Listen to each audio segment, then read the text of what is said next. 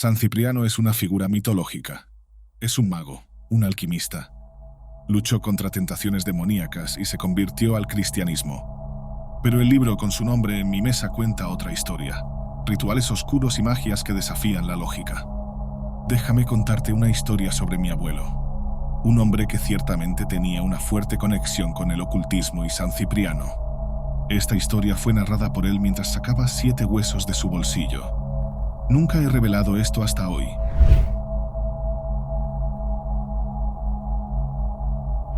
Saludos a todos. Si estás interesado en religión, alquimia, cábala, filosofía o la historia del ocultismo, asegúrate de suscribirte aquí en Camino Etereo. Cada suscripción es un gran apoyo para los videos que hago en mi canal. Nació en una tierra desolada por una revolución a mediados de 1925. Su tierra era infértil y el país era aún más inestable y estéril. Sabemos que en esa época, cuando aún era joven, una reforma agraria alteró completamente las regiones rurales. Sus padres eran campesinos que lucharon por tierras, a veces organizando revueltas armadas.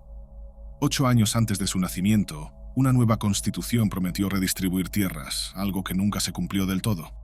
Sus padres hicieron todo lo que pudieron. Sembraban maíz y otros productos básicos que no servían para el comercio. Primero necesitaban alimentarse. En esa época el trabajo era pesado y completamente manual. Su familia era numerosa, lo que permitió que mi abuelo no trabajara hasta 1934. Con 9 años fue introducido al trabajo familiar. 6 años después, en 1940, mediante un decreto presidencial, mis parientes lograron levantarse con una porción de tierra grande y un suelo más fértil. Cuando cumplió 20 años, el mundo se estaba despidiendo de la Segunda Guerra Mundial. Eso ocurría al otro lado del mundo, pero obviamente el conflicto trajo nuevos paradigmas y la familia volvió a perder extensión de tierra y a producir menos. Mientras otras naciones se enriquecían por el aumento de la demanda agrícola, la hacienda de mi familia perdía terreno. Un detalle que omití es que mi familia siempre estuvo involucrada con rituales de magia. Tal vez de ahí surgió mi pasión por el tema. El modelo económico del país estaba evolucionando y el gobierno ayudó a crear ejidos, una porción de tierra del Estado para uso colectivo. Dentro de estas comunidades era común encontrar curanderos y chamanes. Mi abuelo tuvo contacto con el trabajo de San Cipriano en esa época. Quería encontrar una forma de superar la realidad agrícola y hacer crecer los negocios familiares. Los secretos contenidos en el libro de San Cipriano, un poderosísimo grimorio, podían ayudarle. Así que no tuvo reparo y diariamente estudiaba formas de poner en práctica los rituales ahí contenidos. Inicialmente creó pociones y regó el cultivo con ellas. No surtió ningún efecto. Después creyó que lo que daba poder a los rituales no era la intención, sino la creencia. Se sumergió por completo en el ocultismo, pasando mucho tiempo con figuras marginadas de la región, intentando entender cómo extraer del libro el poder que necesitaba. Descubrió algo sorprendente en algún momento. No era la intención lo que daba poder mágico al ritual. Tampoco era la creencia. Era la necesidad. Cierta vez, estoy narrando algo que nunca se ha compartido. Una disputa por tierras creó una tensión entre mi familia y otra familia de la región. Esa disputa aún no se había vuelto sangrienta, pero estaba a punto de volverse violenta. Mi abuelo, anticipando la llegada de algún capataz, decidió probar una poción que prometía invisibilidad. Los detalles no los revelaré, pero el proceso involucraba sacrificios animales y 7 huesos hervidos. Necesitaba colocar los huesos más pequeños dentro de la boca, uno por uno. Al final, desaparecería. Seguramente piensas que esto es una invención. Te reitero, no lo es. Porque mientras contaba esta historia, colocaba el 7º hueso en la boca y antes de pronunciar la siguiente parte de la historia, desapareció ante mis ojos. Parecía magia, parecía una ilusión óptica. Pero el hombre de casi 88 años había desaparecido. Reapareció después, riendo de manera ansiosa. Sabía que había hecho algo que cambiaría por completo mi vida. Por eso, y por razones que aún son misteriosas para ustedes, mi estudio sobre San Cipriano ha permeado toda mi existencia. Y con esta introducción te contaré quién fue él y cómo su libro se convirtió en un fascinante tema ocultista. Cipriano, antes de convertirse en una figura santificada, era hijo de padres paganos que tenían riqueza y poder.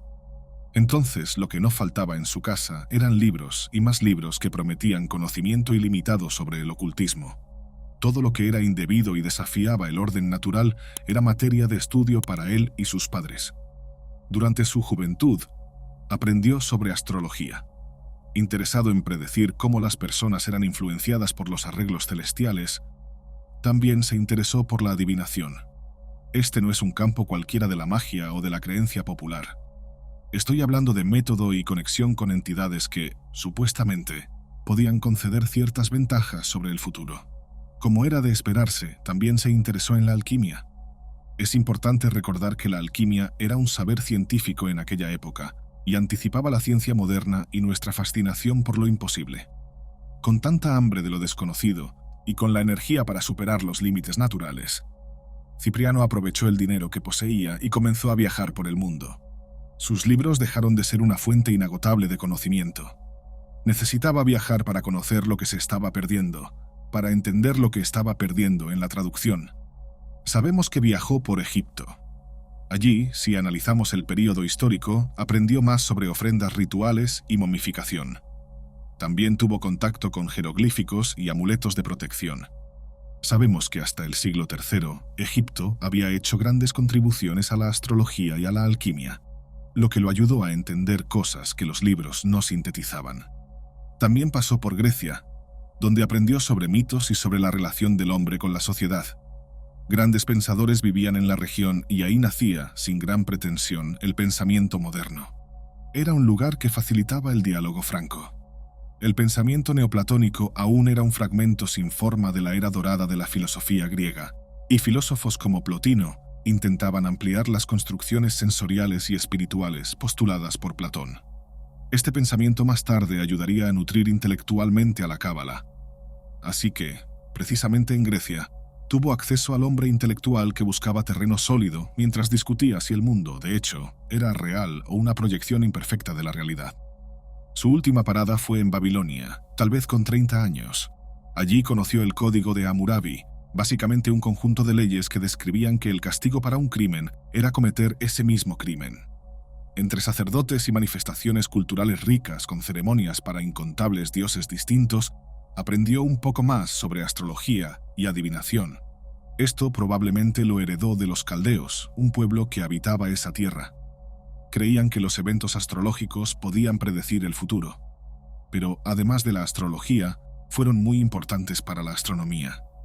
Era un ambiente culturalmente enriquecedor y ciertamente aprendió mucho con ese último viaje.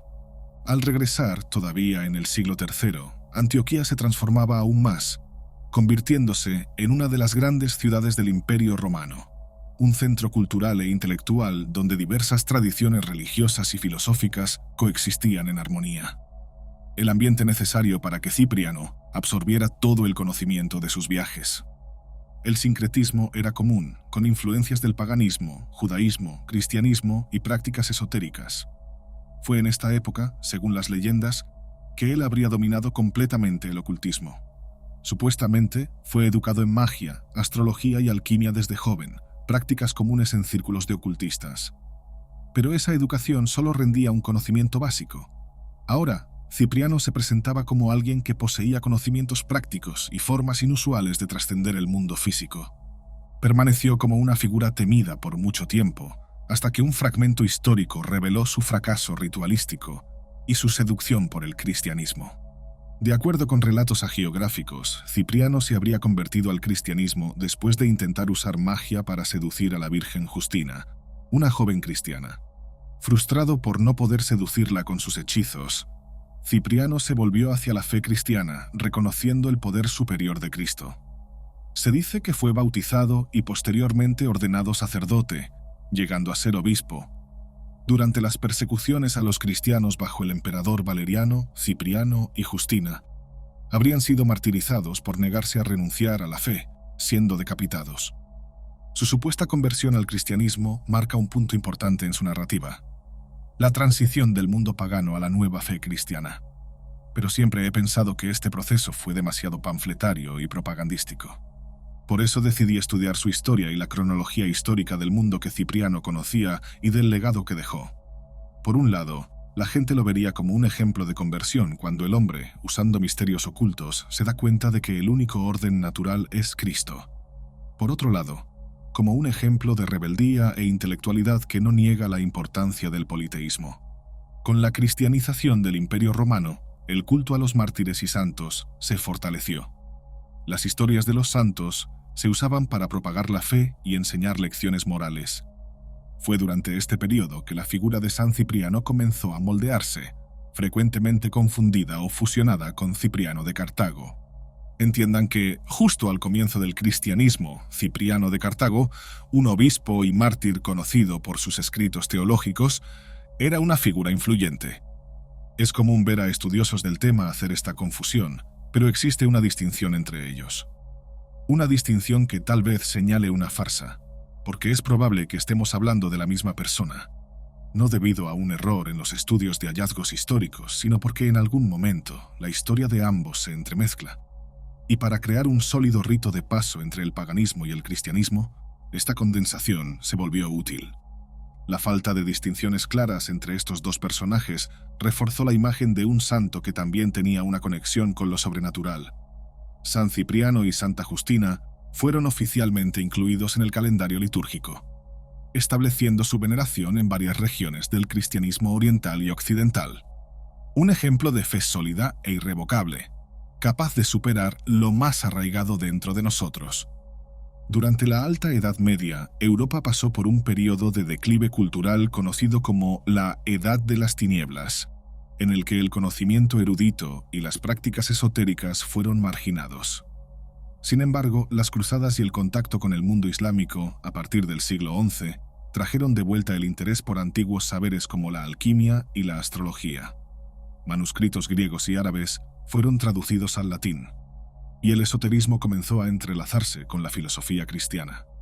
En este contexto, historias y textos como los atribuidos a San Cipriano podrían adaptarse e incorporarse a una tradición mística en desarrollo, sugiriendo un camino curioso a seguir.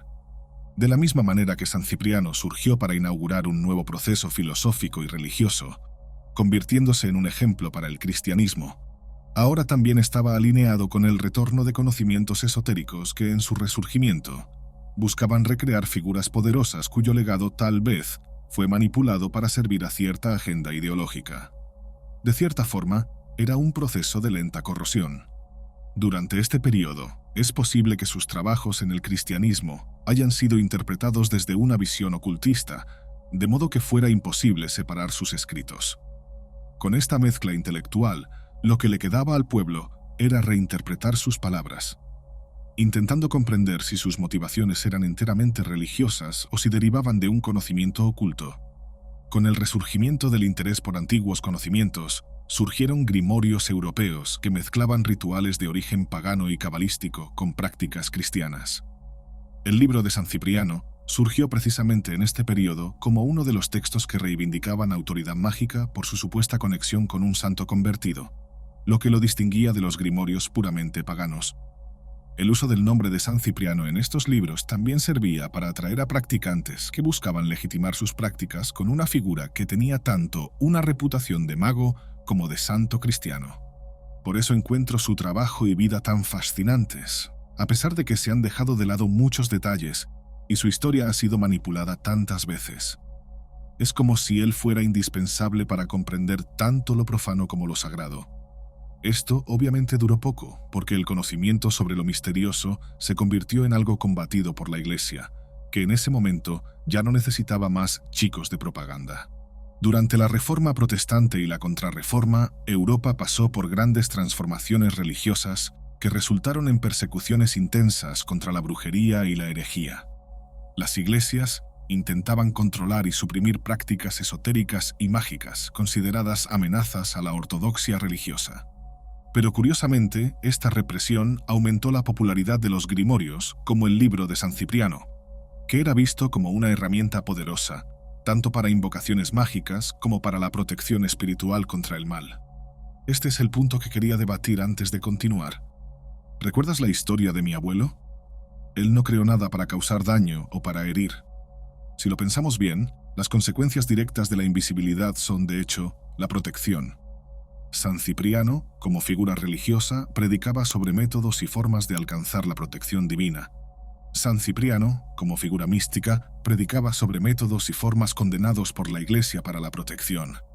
La gran diferencia es que uno creía en el monoteísmo y el otro en el politeísmo. Durante mi investigación no sabía si de hecho se fusionarían, revelando a una persona que estaba presente en ambas narrativas. Tampoco sabía cuál era la versión más fiel. Por eso, cuando llegué a la Inquisición, entendí que esa no era la parte más importante. Durante este periodo oscuro, las prácticas de brujería eran severamente condenadas. Todo era aún más sombrío. El libro, que atribuían al paganismo, no podía circular, y pasó de mano en mano sin que nadie lo notara. Especialmente en la península ibérica, muchas veces disfrazado como un manual de oración o un tratado sobre la fe cristiana. Este camuflaje fue esencial para su supervivencia, permitiendo que el contenido místico se preservara y transmitiera clandestinamente. Curioso, ¿verdad? San Cipriano una vez más se mantuvo vivo, básicamente por un golpe de suerte y un camuflaje inesperado. Cuando las personas tenían contacto con el libro y leían el nombre, simplemente aceptaban que el material era religioso y lo dejaban pasar. Esto permitió que incluso se volviera más venerado que otros grimorios famosos. El ocultismo vivía un proceso único y rico que lo llevaría a un breve declive, porque los esfuerzos de la Iglesia nunca se redujeron por completo. Curiosamente, a medida que avanzamos, la propia Iglesia sería extraída de las decisiones del Estado y tendría menos influencia sobre el pensamiento. Esto ocurrió con la llegada del Iluminismo. Ya hemos debatido la importancia de este periodo para el racionalismo y la ciencia. Con el tiempo, la gente empezó a sustituir la magia y la religión como fuentes predominantes de conocimiento. Grimorios como el libro de San Cipriano fueron relegados al folclore y vistos con escepticismo por las clases instruidas. Pero no fue completamente olvidado. Permaneció popular entre las poblaciones rurales y menos favorecidas, donde las tradiciones orales y la creencia en poderes sobrenaturales seguían siendo fuertes, como en la región donde vivía mi abuelo muchos años después. Este periodo también marcó la separación entre Iglesia y Estado, porque, y este era un pensamiento moderno, no existía una razón puramente lógica para mantener el control social mediante la religión y el dogma.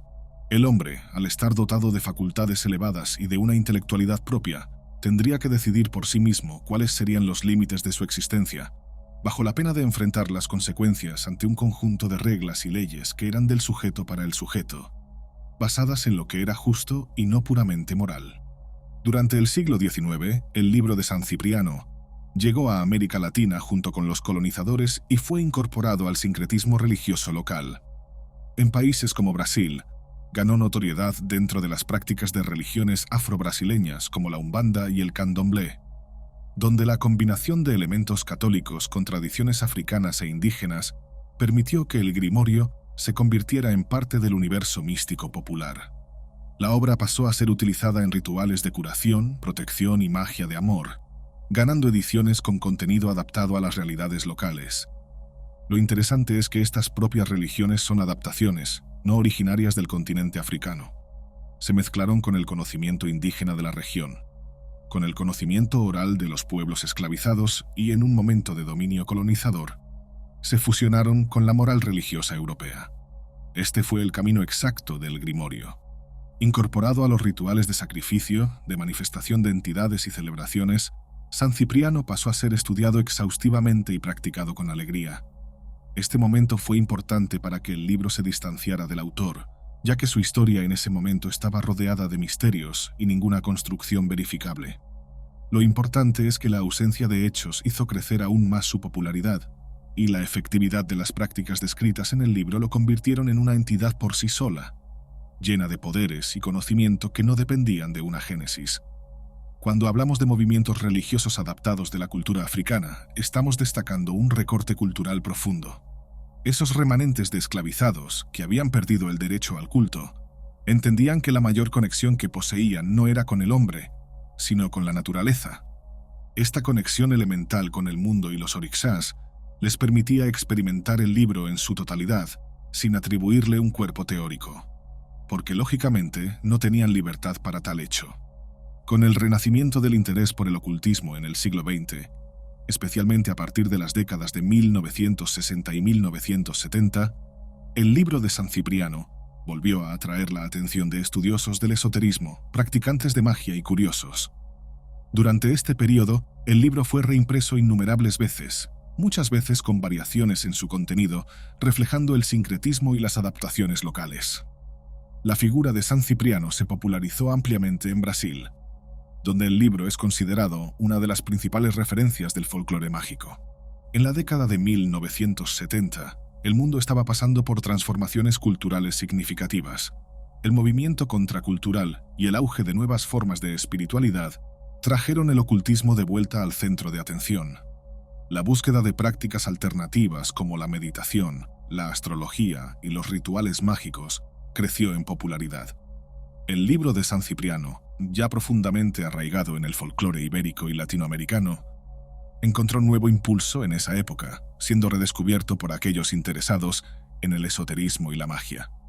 A medida que la globalización avanzaba en las décadas de 1980 y 1990, el grimorio se convirtió en un producto literario aún más influyente y comenzó a llegar a una audiencia más amplia. Sus ediciones se diversificaron un poco más, variando entre volúmenes que mantenían el tono esotérico y otros que intentaban desmitificar las leyendas y explorar la historia de Cipriano desde una perspectiva folclórica. La comercialización de libros de hechizos, incluso en ediciones populares en puestos de periódicos, hizo que el grimorio fuera accesible a un público más amplio, diluyendo su aura de misterio y convirtiéndolo en parte del consumo cultural, lo que nos permite pensar si el poder del ocultismo, de cierta forma, radica en permanecer oculto. El libro se adaptaría aún más, sufriendo alteraciones para incorporar influencias de religiones neopaganas que surgieron con el renacimiento de la Wicca y otros movimientos esotéricos modernos. No veo esto como algo negativo. Creo que el conocimiento cambia, pasa de manos y necesita ser moldeado. Lo que San Cipriano sabía antes puede ser un fragmento de lo que dominamos hoy, y mezclar esas dos esferas, pasado y presente, tal vez sea un puente seguro hacia el futuro. Pero mientras su trabajo se enriquecía aún más, pasando por transformaciones literarias profundas, Cipriano, tanto como santo como mago, asumió un carácter más versátil, sirviendo a diferentes propósitos. Desde prácticas de magia popular hasta la curiosidad de los lectores interesados en lo sobrenatural. Se había convertido en un subproducto del capitalismo. Al mismo tiempo, el libro de San Cipriano era mencionado con frecuencia en contextos urbanos como una especie de manual prohibido, con historias sobre personas que lo leían y enfrentaban eventos misteriosos o desafortunados. Este tipo de narrativa contribuyó a la perpetuación del mito en un ambiente urbano moderno, donde lo oculto encontraba un espacio inusual entre las luces de la ciudad y las ansiedades de la vida moderna. Sabemos que marginalizar figuras folclóricas es una táctica que nunca ha funcionado. Con la llegada del siglo XXI y el avance de Internet, la figura de San Cipriano y su libro se difundieron de maneras inimaginables para generaciones pasadas. Con el intercambio de archivos aún más rápido, la gente dejó de esperar sus ejemplares por correspondencia, gastando buenas cantidades. El libro, que se había camuflado para no ser quemado, ahora podía compartirse en unos cuantos clics a cualquier persona en el otro lado del mundo. El siglo XXI también presenció un renovado interés por el ocultismo, a menudo mezclado con movimientos culturales como el gótico, el neopaganismo e incluso subculturas vinculadas al terror. Ahora, San Cipriano ya no era solo un santo o un hechicero. Se convertía en un símbolo de resistencia a la estandarización del pensamiento y a la represión espiritual. Como un arquetipo, pasó a representar al mago que transita entre el bien y el mal, lo sagrado y lo profano, desafiando categorizaciones y ofreciendo una alternativa al materialismo y al escepticismo contemporáneos. Cipriano también comenzó a ser estudiado como un fenómeno cultural.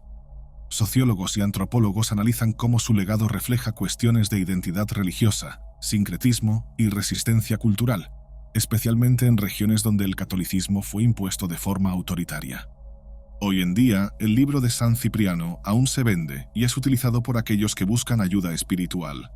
La figura de Cipriano ha adquirido un nuevo significado, más simbólico y menos temido, pero la estantería de su grimorio sigue siendo la misma.